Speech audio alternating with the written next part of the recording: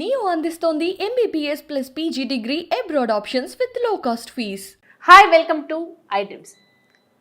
తల్లిదండ్రుల నిర్లక్ష్యానికి ఓ నిండు ప్రాణం బలైపోయింది. ఆడుకోవాల్సిన వయసులో అనంత లోకాలకు వెళ్ళిపోయింది. ఆ కుటుంబం నిర్లక్ష్యమే ఆ చిన్నారి ప్రాణాన్ని బలిగొంది.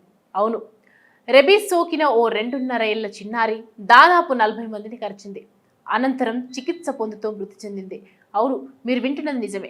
రెబీస్ వ్యాధి సాధారణంగా శునకాలకు సోకుతుంది, అది కూడా వేసవి కాలంలో. అందుకే వేసవి వచ్చిందంటే చాలు ఇళ్లలో నుంచి బయటకు వెళ్లాలంటే భయపడతారు ప్రజలు. తాజాగా రెబీస్ వ్యాధితో ఓ 2.5 ఏళ్ల చిన్నారి 40 మందిని కరిచింది. అదేంటి అనుకుంటున్నారా? అవును, ఈ ఘటన నిజంగా జరిగింది.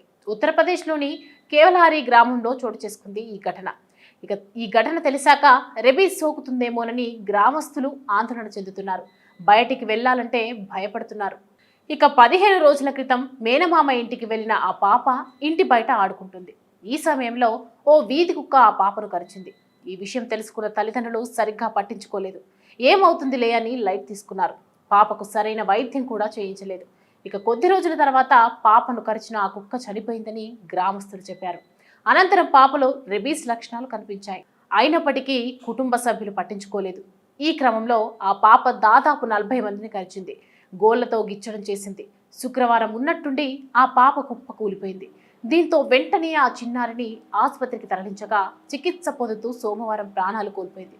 ఈ నేపథ్యంలో రెబీస్ వ్యాక్సిన్ కోసం కేవలారి గ్రామం నుంచి 40 మందికి పైగా వచ్చారని, తమ వద్ద సరిపడా వ్యాక్సిన్లు అందుబాటులో ఉన్నాయని, ఆందోళన చెందాల్సిన అవసరం లేదని ఆరోగ్య కేంద్రం ఇన్ఛార్జి తెలిపారు.